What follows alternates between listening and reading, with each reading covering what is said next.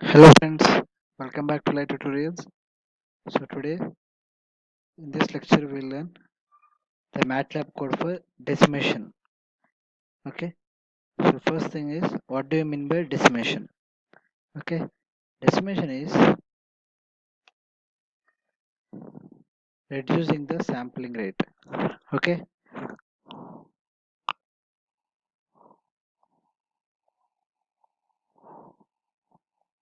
Reducing the sampling rate. Okay. That means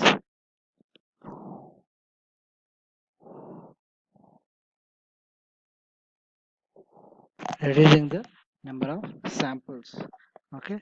Now here, why we need to reduce the sampling rate? Okay. Sampling rate is directly proportional to the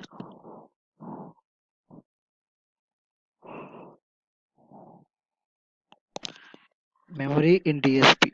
Okay, that means whenever you use digital signal processor for calculation of Fourier transform or FFT or DFT, okay, we need memory, right? So for making multiplications and also additions, okay.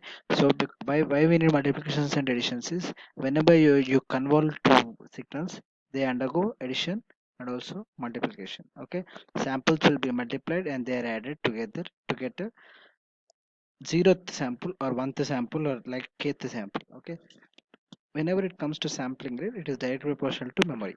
If the number of samples are more, it takes more memory for execution in the DSP processors.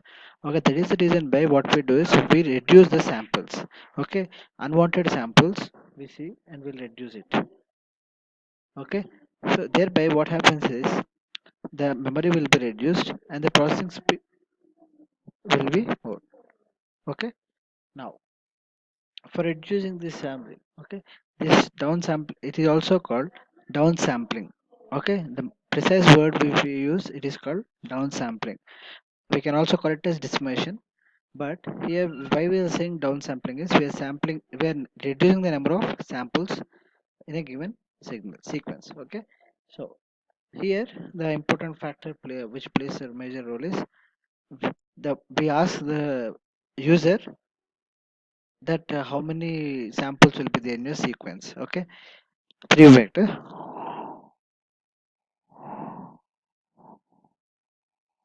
how many samples, okay, is the first question. And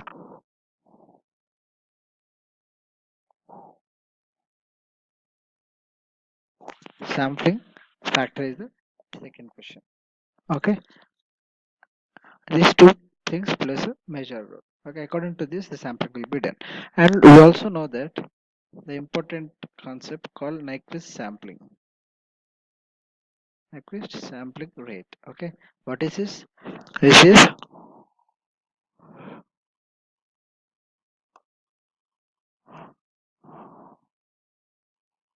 f is equal to 2 times the highest message bandwidth. Okay, highest signal bandwidth. Okay, so if we do not follow this Nyquist sampling, we'll get a aliasing. Okay, thereby you should see that we should follow the sampling rate and also thereby reducing the number of samples. Both should be done at a time. If you do not follow this thing, this Nyquist sampling rate, then the signal will be aliased. Interference will be more in the signal. Okay, now let us go to the Matlab code with this knowledge. Okay, see, I have already written the code. Now first I'm asking the user to input the number length of the output sequence which you want. Okay, now I'm asking the downsampling factor here, of which factor you want to downsample. This should be an integer. Okay, most precisely it should be less than 5. If you want, you can increase the sampling factor. Okay, here is the DL program. A equal to input, enter the value of base of the exponent function which you are using. I have considered exponential function. Okay, for exponential function, it is asking the base of exponent. Okay, I am giving some value you can give less than 1 you give. Okay, most it will be like you can see the graph clearly.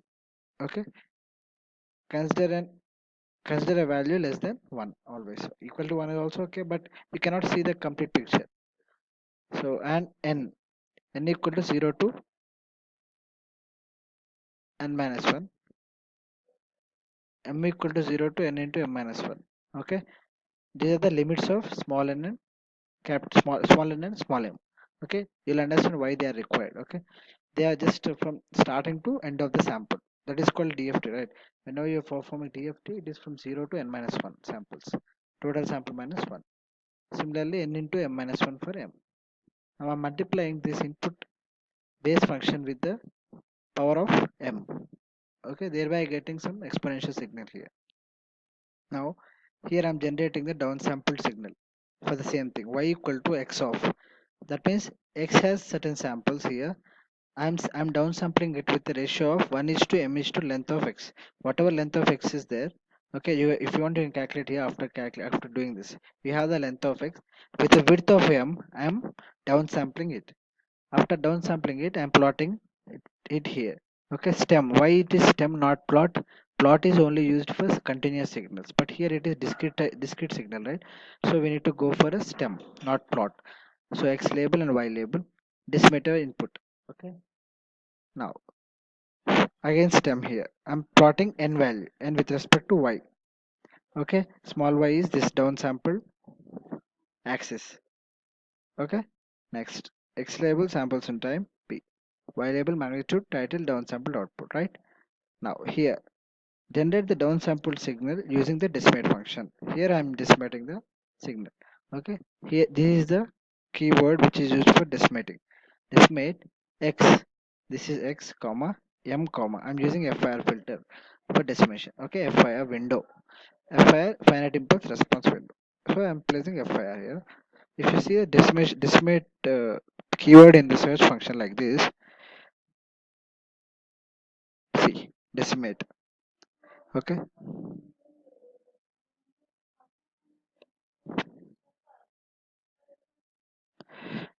it gives.